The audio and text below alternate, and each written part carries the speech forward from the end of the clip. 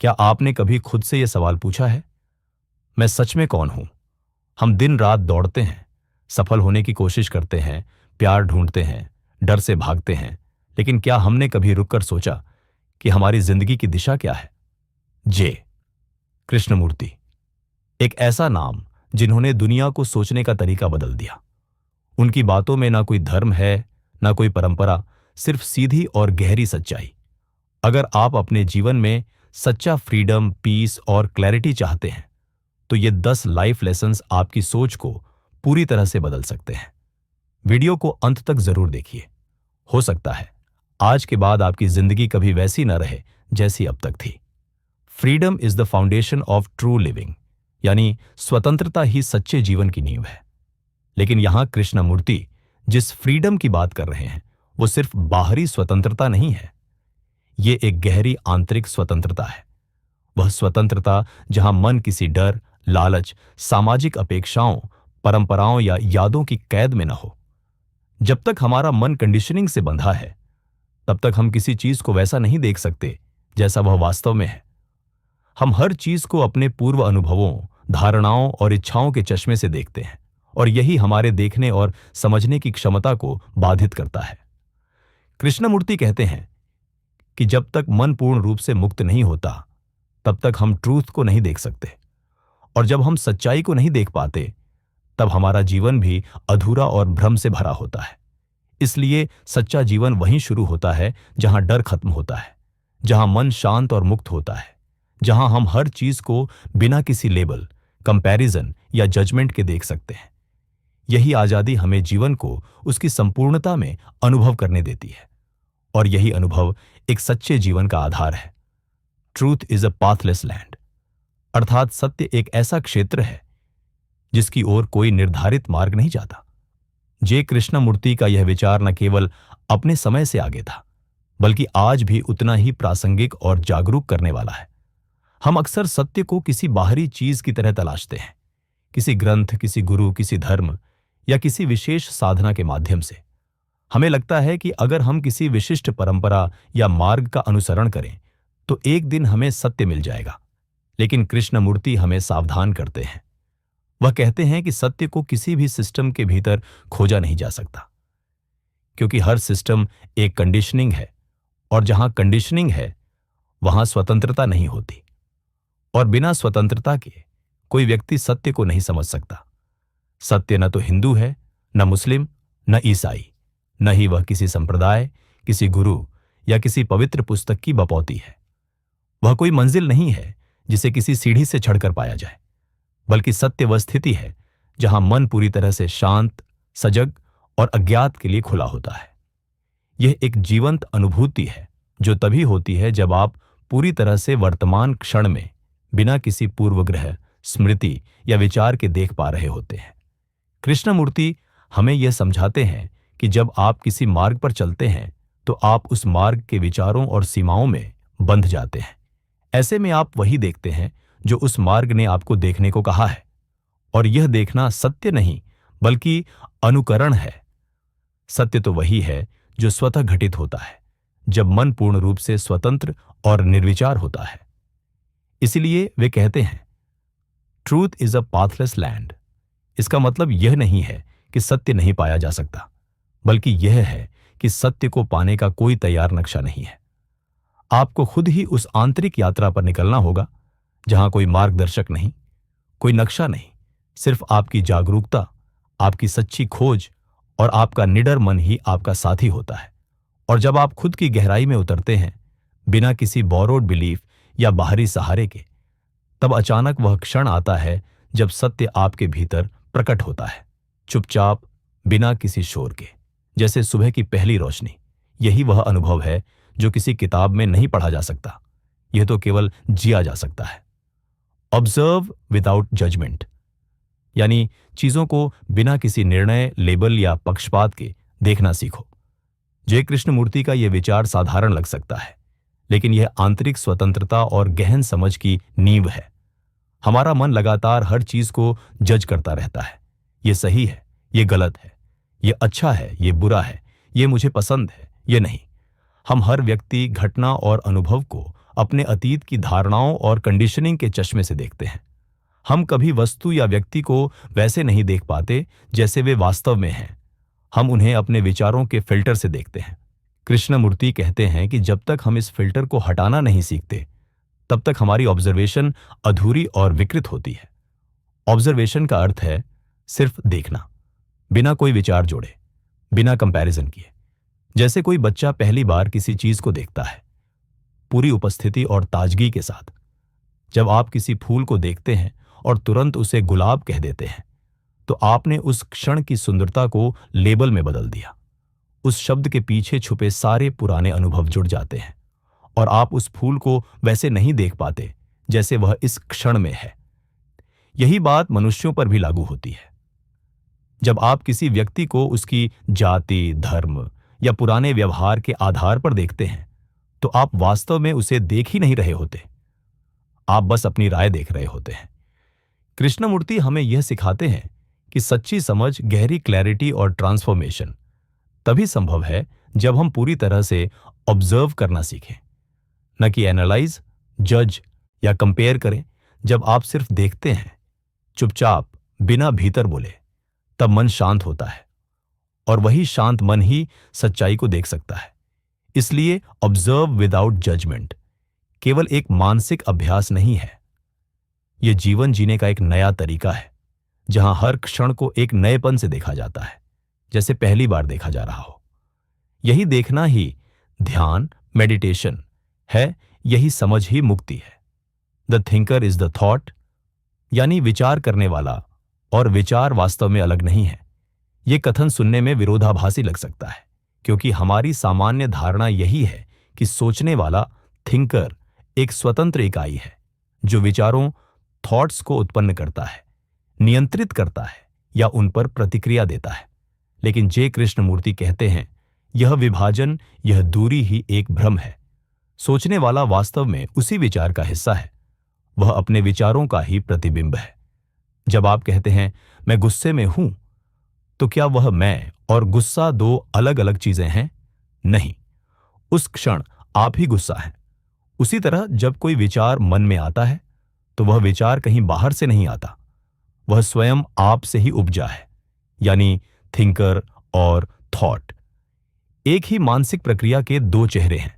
इस सत्य को समझना आत्मज्ञान, सेल्फ नॉलेज की शुरुआत है, क्योंकि हम तब तक अपने अंदर के संघर्ष को नहीं समझ सकते जब तक हम यह न जान लें कि हम खुद ही अपने विचारों द्वारा रचे गए हैं। हम जो कुछ भी सोचते हैं, हमारे डर, हमारी इच्छाएं, हमारे मूल्य, हमारे पूर्वाग्रह, ये सब मिलकर हम का निर्माण करते हैं, और फिर यह हम अपने ही विचारों को देखने का दावा करता है जैसे वह कोई तीसरा व्यक्ति हो। कृष्णमूर्ति इसे मानसिक धोखा, इल्यूजन कहते हैं। इस इल्यूजन में जीने से ही मन में संघर्ष, गिल्ट, कंपैरिजन और डिवीजन पैदा होते हैं। हम खुद से लड़ते रहते हैं, सोचते हैं कि मैं इस थॉट को हटाऊंगा, मैं इसे बदलूंगा, लेकिन हम भूल जाते हैं कि यह थॉट और हम अलग नहीं है। जब यह समझ भीतर उतरती है, तो एक गहरी शांति और स्पष्टता का जन्म होता है। तब भीतर कोई संघर्ष नहीं रहता, क्योंकि अब हम खुद से लड़ नहीं रहे होते, हम सिर्फ देख रहे होते हैं, समझ रहे होते हैं। यही देखना ही अंततः ट्रांसफॉर्मेशन की शुरुआत है। इसलिए कृष्णमूर्ति कहते हैं कि the thinker is the thought. यह कोई दार्शनिक वाक्य नहीं, बल्कि आत्मिक सच्चाई है, जिसे केवल गहराई से देखने और अनुभव करने से ही जाना जा सकता है। और जब यह समझ भीतर जगती है, तो मन स्वतः ही शांत, सजग और मुक्त होने लगता है। यही आत्मबोध की दिशा है।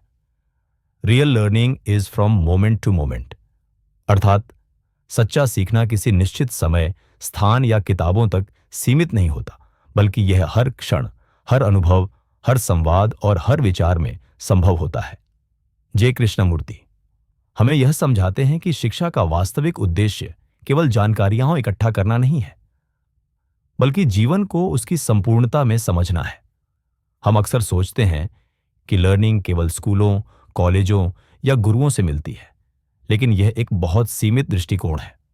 वास्तविक सीखना तब शुरू होता है जब मन सजग होता है, जब आप हर छोटी बड़ी चीज को पूरी उपस्थिति के साथ देखना और समझना शुरू करते हैं। हर पल आपके सामने जीवन एक शिक्षक बनकर खड़ा होता है, चाहे वह किसी के चेहरे का भाव हो, किसी की प्रतिक्रिया हो या आपके भीतर उठता एक सुबल भाव। लेकिन इसे समझने के लिए मन को पूरी तरह जागरूक और शांत होना होता है। अगर मन अतीत में खोया हुआ है या भविष्य की चिंता में उलझा है, तो वह वर्तमान से कुछ नहीं सीख सकता। और यही कृष्णमूर्ति का मूल संदेश है। सच्चा ज्ञान केवल वहीं पैदा होता है जहां ऑब्जर्वर हर क्षण को पूर्ण अवेयरनेस के साथ ऑब्जर्व कर रहा है, बिना डर, बिना निष्कर्ष और बिना कंपैरिजन के। जब आप इस क्षण में जीना सीखते हैं, तब आप खुद को भी समझते हैं और दुनिया को भी। आप सीखते हैं कि आप क्यों प्रतिक्रिया करते हैं, किस बात से डरते हैं, किसे पकड़कर बैठे हैं। और यही सेल्फ अवेयरनेस ही सबसे गहरी लर्निंग है। ये कोई ऐसी चीज नहीं जो किताबों में मिल जाए या जिसे कोई दूसरा सिखा दे। ये तो एक जीवंत प्रक्रिया है जो तभी घटती है जब आप खुद को हर पल ध्यान से देखना शुरू करते हैं। इसलिए कृष्णमूर्ति कहते हैं कि लर्निंग कभी खत्म नहीं होती। ये न तो किसी क्लासरूम में शुरू होती है और न किसी डिप्लोमा पर खत्म। ये जीवन भर चलती रहने वाली एक लिविंग इंक्वायरी है, हर सांस, हर सोच, हर संबंध के भीतर। कंपैरिजन ब्रीड्स कॉन्फ्लिक्ट, अर्थात तुलना से ही संघर्ष जन्म लेता है। जे कृष्णमूर्ति हमें याद दिलाते हैं कि हमारा मन लगातार अपना मूल्यांकन दूसरों के पैमाने पर करता रहता है। कोई हमसे अधिक सफल है, कोई अधिक सुंदर, कोई अधिक बुद्धिमान। यह निरंतर कंपैरिजन हमारे भीतर एक सूक्ष्म असंतोष जगाता है, जिसका फल अंततः कॉन्फ्लिक्ट, जेलसी और सौरो ही होता है। जैसे ही हम कहते हैं मैं उनसे कम या मैं उनसे बेहतर, हम स्वयं को एक अकल्पित प्रतियोगिता में धकेल देते हैं, जहां हर उपलब्धि, डिग्री, पैसा, रिश्ते सिर्फ किसी दूसरे से आगे निकलने का साधन बन जाती है। कृष्णमूर्ति के अनुसार यह संघर्ष केवल बाहरी नहीं, भीतर भी चलता है। हमारा ईगो एक क्षण ऊंचा महसूस करता है, अगले ही क्षण गिर जाता है और यह अस्थिरता शांति को असंभव बना देती है। वास्तव में हर व्यक्ति अपनी अनूठी चेतना, अनुभव और सामर्थ्य के साथ जन्म लेता है। दो व्यक्तियों की तुलना उसी तरह व्यर्थ है जैसे किसी गहरी नदी की तुलना खुले आकाश से करना। जब हम इस सत्य को देख पाते हैं कि प्रत्येक जीवन स्वयं में पूर्ण है, तब कंपैरिजन की जरूरत ही समाप्त हो जाती है और उसके साथ पैदा होने वाला प्रत्येक कॉन्फ्लिक्ट भी विलुप्त हो जाता है। इस बोध के बाद कर्म स्वतः परिपूर्णता में बदल जाता है, क्योंकि अब हम किसी से आगे या पीछे नहीं, बल्कि स्वयं के वास्तविक पोटेंशियल को प्रकट करने के लिए कार्य कर रहे हैं। वहीं से सच्ची खुशी और सहज सहयोग का उदय होता है। कृष्णमूर्ति कहते हैं कि कंपैरिजन का अंत स्वतंत्रता की शुरुआत है। एक ऐसी स्वतंत्रता जो मन से भय, जलन और संघर्ष को जड़ से मिटा देती है और जीवन को अप्रतिम शांति तथा रचनात्मकता से भर देती है। Fear is born of time and thought, यानी डर समय और विचार की उपज है। कृष्णमूर्ति कहते हैं कि डर कोई बाहरी वस्तु नहीं है, यह हमारे मन की एक मानसिक क्रिया है जो तब शुरू होती है जब हम भविष्य की कल्पना करते हैं। जब हम सोचते हैं कि अगर ऐसा हो गया तो, ज़रेनिया, अगर मैं असफल हो गया, ज़रेनिया, अगर लोग मुझे नकार दें, कंपेयर कंपोनेंट प्लेसमेंट, अगर मैंने खो दिया, सोच, जो एक मानसिक समय यात्रा है, हमें वर्तमान से उठाकर भविष्य के एक काल्पनिक खतरे में पहुंचा देती है। यही टाइम एंड थॉट मिलकर फियर को जन्म देते हैं। वास्तव में डर किसी वास्तविक खतरे से नहीं आता, बल्कि हमारे सोचने की उस आदत से आता है जो बार बार भविष्य को विजुअलाइज करती है, उस चीज को जो अभी है ही नहीं। कृष्णमूर्ति इसे बेहद स्पष्ट ढंग से उजागर करते हैं। आप डरते हैं क्योंकि आप सोचते हैं कि कल मुझे रिजेक्ट कर दिया जाएगा, मैं फेल हो जाऊंगा, कोई मुझे छोड़ देगा। और ये सारी बातें अभी के इस क्षण में मौजूद नहीं हैं, लेकिन मन उन्हें समय के माध्यम से खींच लाता है। जब आप भविष्य की कल्पना करते हैं, तब आप डर को आमंत्रित करते हैं।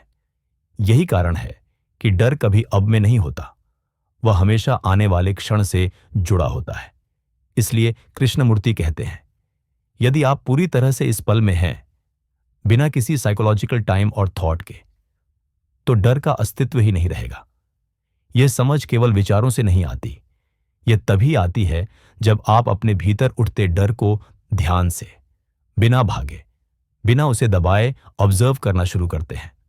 और जैसे ही आप इसे पूरी अवेयरनेस के साथ देखते हैं, आप पाएंगे कि डर कोई अलग सत्ता नहीं है।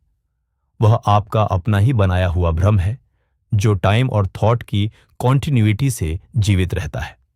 जब यह कॉन्टिन्यूइटी टूटती है, जब आप पूरी तरह जागरूक होकर वर्तमान को देखते हैं, तब फियर स्वतः मिटने लगता है। यही आंतरिक स्वतंत्रता की शुरुआत है।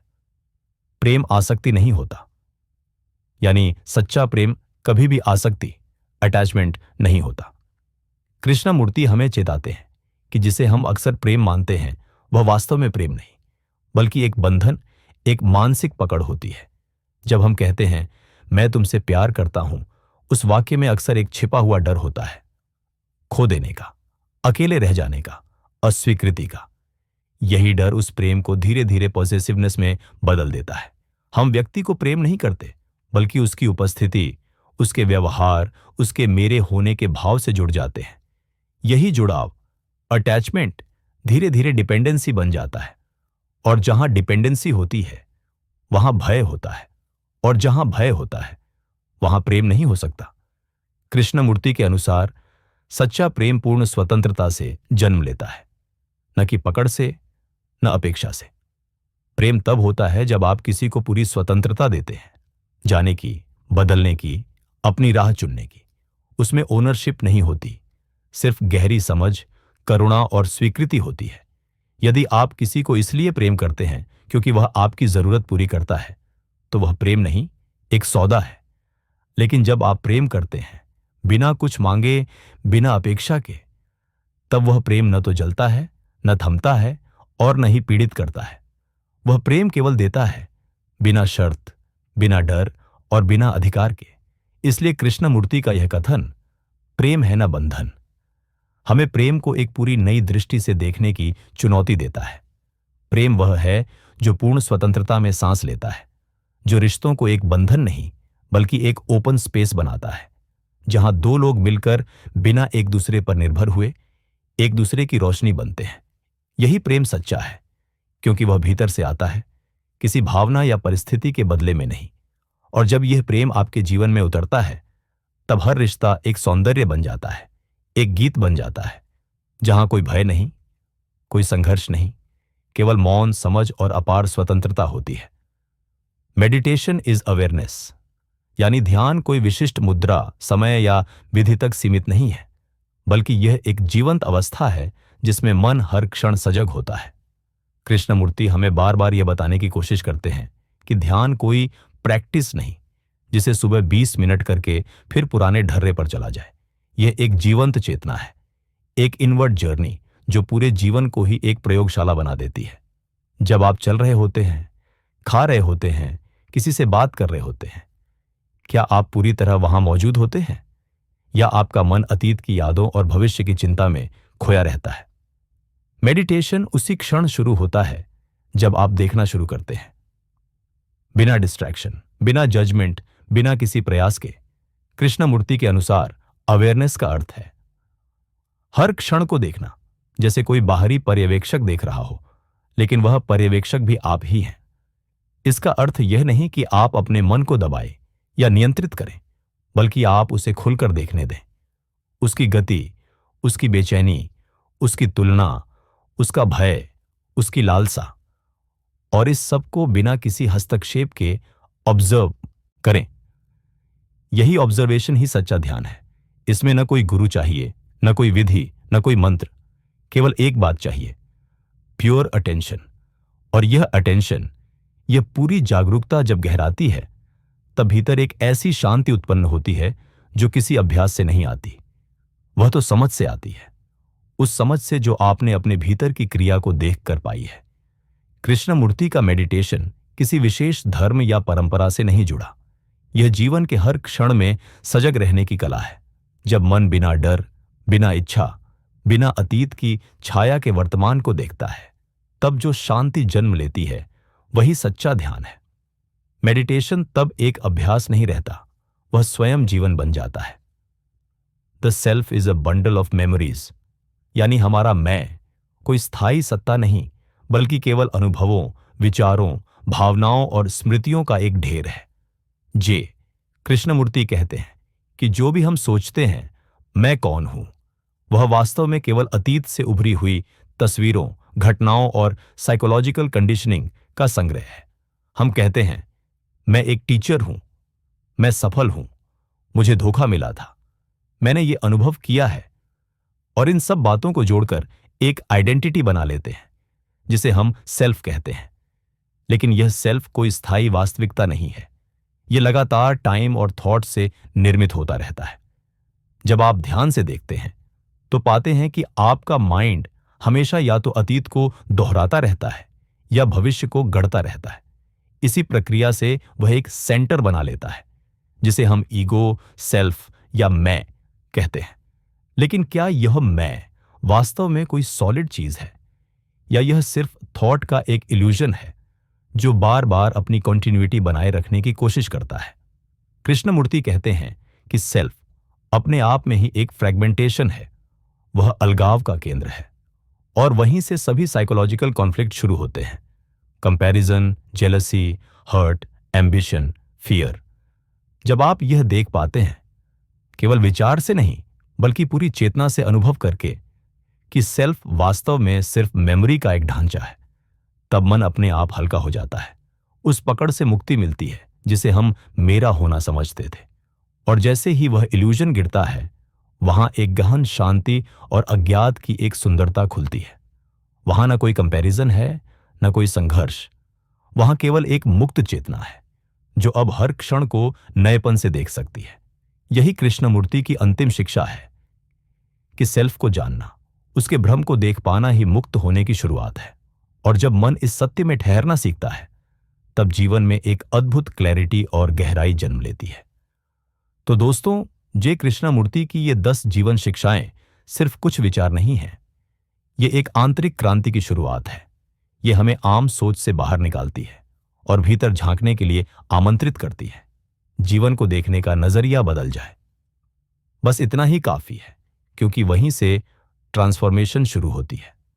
अगर आज की इस यात्रा में आपने अपने भीतर कुछ हिलते हुए महसूस किया हो, कोई नया सवाल जन्म लिया हो, या थोड़ी सी भी जागरूकता आई हो, तो समझिए आप सही दिशा में हैं। कृष्णमूर्ति यही कहते हैं, सवालों से डरो मत, खुद से टकराओ, क्योंकि असली जवाब बाहर नहीं, भीतर मिलते हैं। अगर ये वीडियो आपको मूल्यवान लगा हो, तो इसे किसी ऐसे इंसान के साथ जरूर साझा करें जो भीतर से जवाब ढूंढ रहा हो, और कमेंट्स में हमें बताइए इनमें से कौन सी सीख ने आपको सबसे ज्यादा छुआ। और याद रखिए, सत्य का कोई रास्ता नहीं होता, आप ही रास्ता है, आप ही खोज है, आप ही उत्तर है। धन्यवाद।